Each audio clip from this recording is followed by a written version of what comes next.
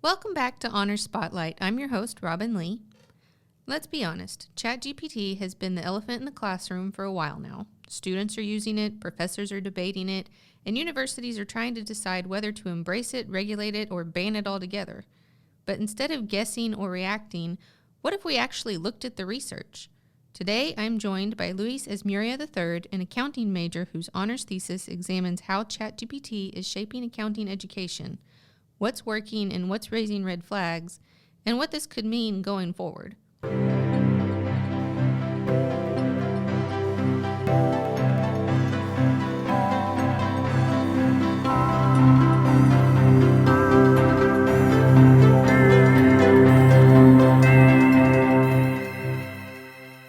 So Luis, welcome to Honor Spotlight. Thank you so much. Before we get into AI and accounting, let's start with a little bit about you. You're an accounting major. What first pulled you towards accounting? So originally when I came to MTSU, I started out as a business administration major, and then I took my first accounting principles of accounting course and really enjoyed it because it was, to me, accounting has always been this ever-changing puzzle that I get to solve every day. So I really enjoyed that. Then I took Principles of Accounting 2 for accounting majors, and that was kind of when I made the switch to accounting as a major. And, haven't looked back since. And I believe that was the end of my freshman year when I decided to the start of my sophomore year when I decided to kind of make that change. And accounting doesn't usually get lumped in with cutting-edge technology, which makes your thesis choice interesting. So what would make you look at ChatGPT and say, this is what I want to spend a year researching? Gotcha. I noticed you said that, accounting doesn't kind of get lumped into that. Kind of when it comes to like tech-based or tech-driven industries, a while ago, I was sitting in a kind of like a career chat with the chair of the AICPA, which is like a professional organization for accountants. And they were talking about how like the most like I don't know how to describe it, but like the shocks to the accounting field have been the introduction of the handheld calculator and the introduction of Excel, because it's kind of helped accountants with things like auditing, with things like taxes and the like. And so when ChatGPT came along, it was like, oh, okay. Is this tool going to replace us? Is this tool not going to replace us? Is it going to supplement the work that we do? And so I guess in kind of looking at it over the past year, it's been kind of interesting to see and hear different accounting professionals have very much different takes about how the resource can be used. I've seen that, ChatGPT and its ability to automate has kind of effectively like entry-level accounting roles. It's kind of eliminated the need for people to serve in those roles because the work can be automated. And so in getting to spend a year on it, I've seen what it can be used for, and I think I've gotten a better semblance of what and how to use it than I had a year ago. And so I'm really glad that I decided to make the choice to kind of use it in the sense of like focused on it as my topic for my thesis. Yeah, it's interesting that you brought up calculator because I remember seeing all these old images, like the black and white photos of people saying that calculators were the enemy back whenever they were first introduced. And now people use them all the time. They rely on them quite a bit. And so I'm curious if these LLMs are going to progress the same way. It kind of feels like ChatGPT showed up overnight. And from what you found in your research, why do you think that it's had such a fast and noticeable impact on education compared to earlier tools? I think accessibility is one thing. With the internet and whatnot, all you need to do is type ChatGPT into Google, and it pops up. And so I feel like accessibility is one big thing, but it's free to use as well. I mean, granted, you have the premium subscription and whatnot, but like generally speaking, it's free to use for users, and so it's accessible. And so I mean, to me, like if something's accessible, you're gonna want to use it, and if other people are using it, because I think it's, I wouldn't say it's socially acceptable to use it, but like it's like everyone has heard of it, and it's kind of this big new thing, and so granted, people are gonna want to use it, gonna want to experiment with it, and so I think accessibility is one thing that kind of has driven it, just in general, but in terms of education, I think it has a lot of educational benefits. I cover it in my thesis, but like things like with ChatGPT, it's able to personalize learning plans for students. So that way, you know, when you have students in a classroom who learn differently, you're able to use a tool to kind of personalize learning to that student, whether that be study sets, whether that be study guides or exam questions or whatnot. It's able to help in that sense, and I think there's a lot of untapped learning potential when it comes to that. When it comes to the resource in that kind of scope as well. I agree. AI literacy, you either know it really well or you're still just kind of figuring out. It doesn't seem like there's a lot of people in the middle yet, at least to me. And so there's an assumption that I think a lot of people jump to is that students use ChatGPT just to cut corners. Based on what you've reviewed so far, do you think that that is a fair takeaway? I would say so. Just knowing, I guess, seeing the usage in class, because I know of people who use it in a malicious way, but I also know of people who use it in an ethical way. And that ethical way being like if they don't know a concept, they're like, okay, I'm having trouble with this concept. Could you? And they type it into ChatGPT, but they give a prompt, and they're like, okay, how could I use this? Oh no, sorry. How can you explain this better to me so that way I'm able to understand it? And so I think it does like that kind of balancing act between using it for good and using it as a tool to kind of supplement your work versus using it as a tool to do your work entirely. Instead of looking at AI in education broadly, you zeroed in on accounting, obviously, because that's your major. Why is accounting particularly an interesting case when it comes to tools like ChatGPT? I think it's, to me, the way that accounting has been explained to me is that it's, even though it's not a science, it's very much of a social science in the sense that the accounting industry, even backtracking a little bit more, accountants are seen and kind of stereotyped in the sense as very much introverted, very shy, very like to themselves type of people. But the work that we do is very people focused.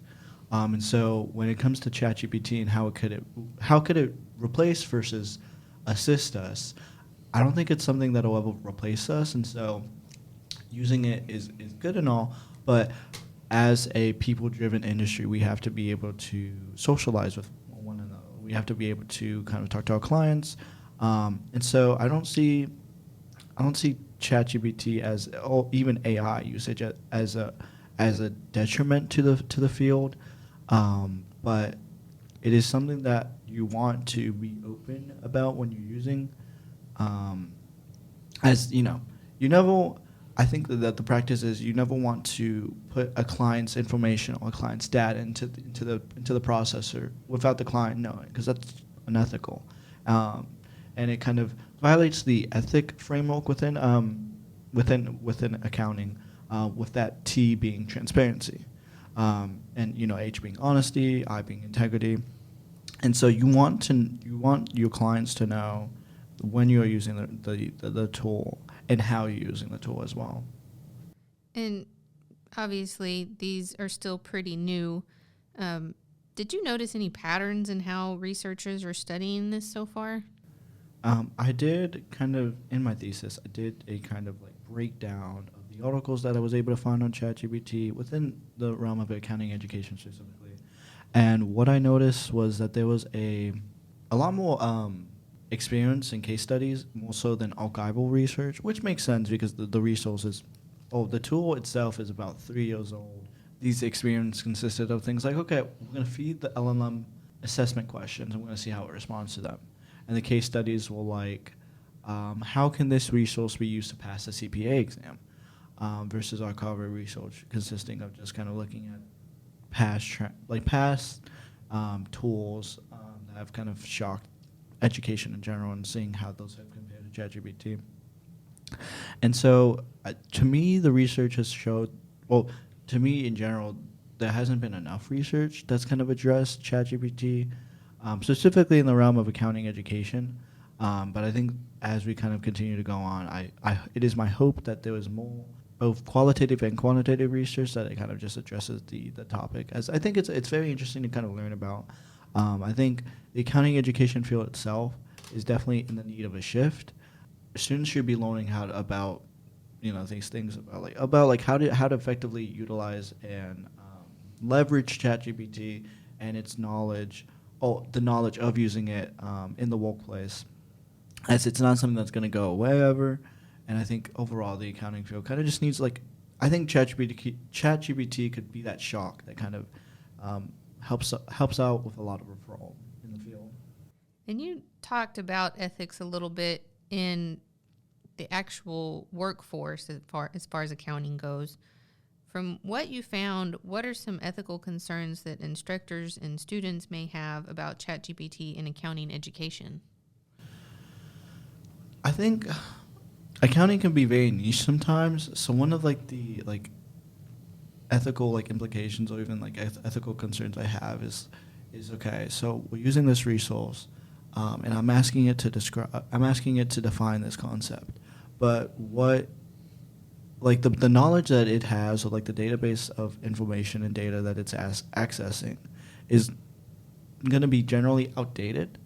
And so with a specific discipline in accounting like tax, the tax code changes from year to year. So if I ask ChatGPT a tax question, it might be assessing, data and knowledge that it has from 2022 when I need something from the tax code that was created in 2025. And so there's that ethical implication. There's also the ethical implication of not being honest and transparent when you use it. And then there's also the ethical implication of what if it's wrong when you use it. I've noticed a lot of times that there's been discrepancies between prompts that I give it versus someone else in my class might give it about the same concept. So there's that, and transparency is a big one for me. I had the opportunity to take an accounting systems class with Dr. Andrea Kelton, and that's where I kind of learned the ethic framework and the importance of the ethic framework as well.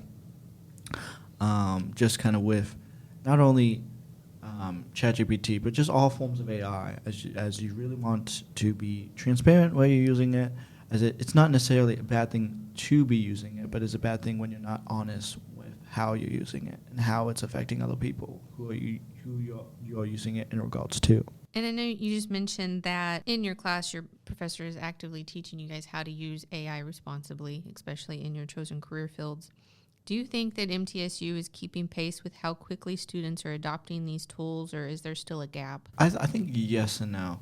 I recently received an email, and granted this might be an anomaly, but I recently received an email from, I think, MTSU ITD that kind of just was wanting students to try out different AI forms, and it gave you I guess a premium subscription. I'm not too sure of the specifics regarding it, and I would have to look more into it.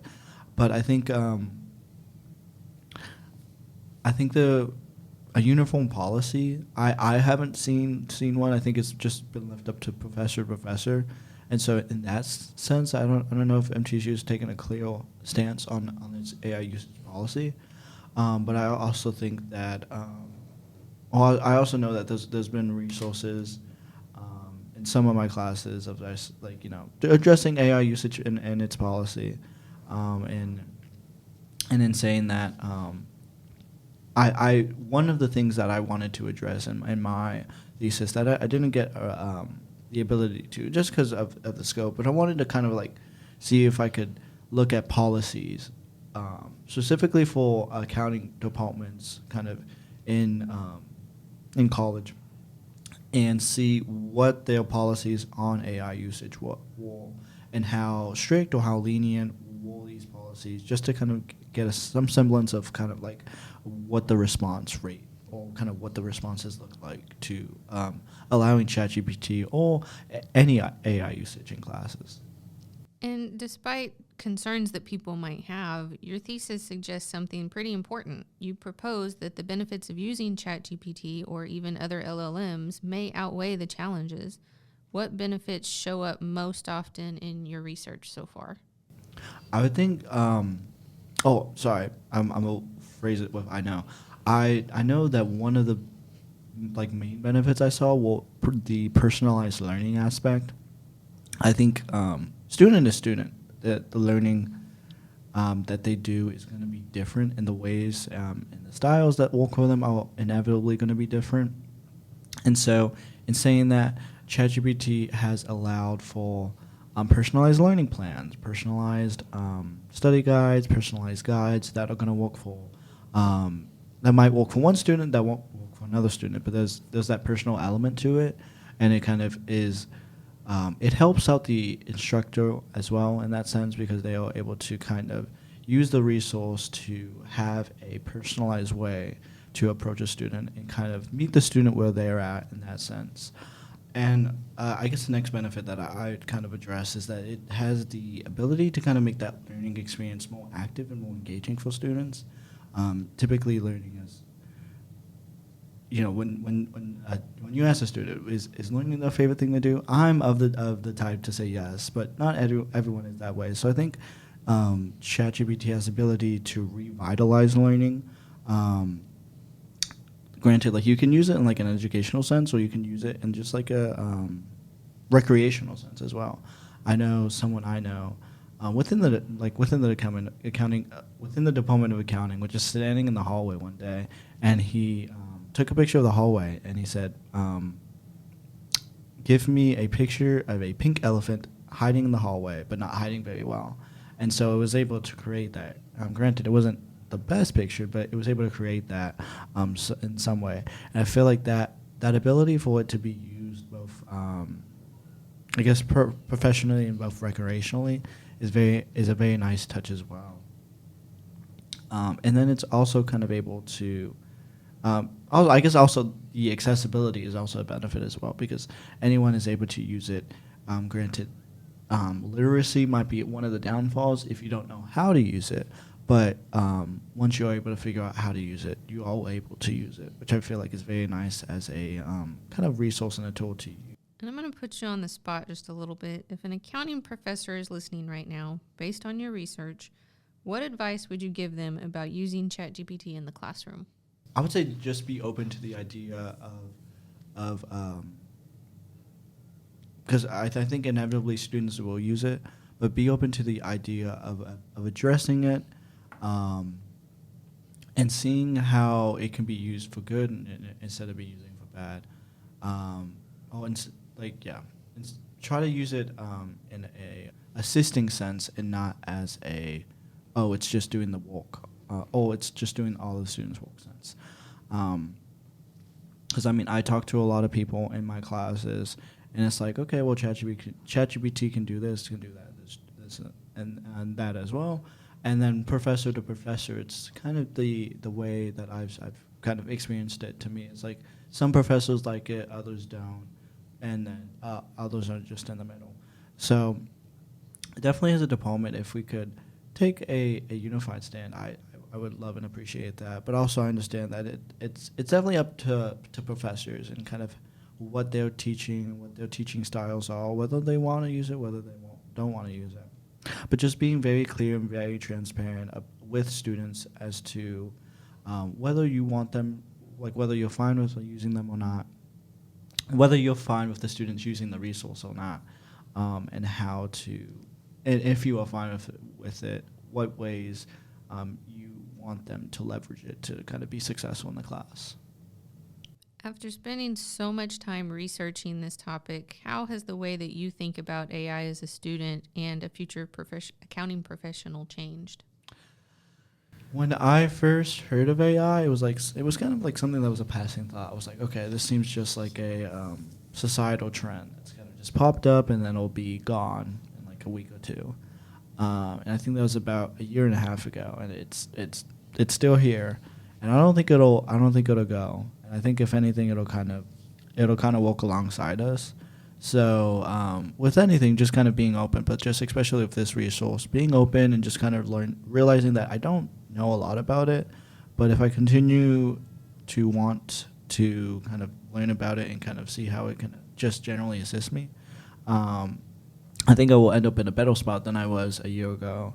And I really wish I'd kind of taken more time to kind of just research and kind of just see what the, like, I guess becoming more literate when it first was kind of introduced to society was something that I wish I could go back and do. I think knowing that now and just seeing how it's kind of changed the world, and in that sense, I think that would have been very, very much like something that I wish I could go back and change. But I guess just going forward, just kind of seeing how it can be used, how it shouldn't be used, and then just kind of adopting that as kind of my principles for using it. Yeah, absolutely. And you still have time to play around with it and learn more, so it's not over. This has been a great conversation and a reminder that AI in education doesn't always have simple answers. Luis, thank you for breaking down your research and helping us think more clearly about what AI means for accounting education.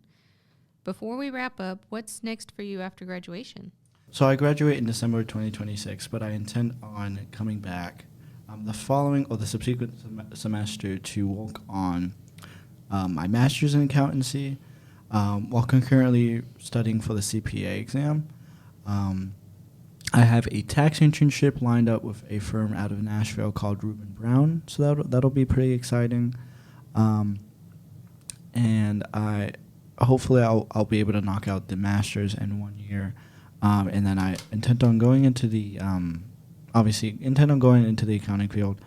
But I do really want to pursue academia, and so becoming an accounting professor kind of a couple years down the line after I've gotten some experience in the accounting field is kind of what I'm looking into at the moment.